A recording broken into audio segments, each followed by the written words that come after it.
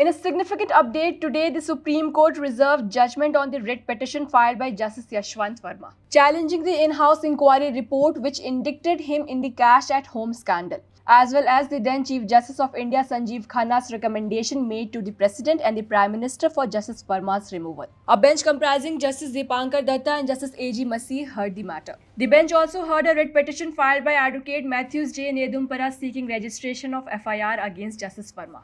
Senior Advocate Kapil Sibal appeared for Justice Yashwant Verma. Sibal's argument was that a judge could only be removed either on grounds of proved misbehavior or incapacity under Article 124, Clause 4.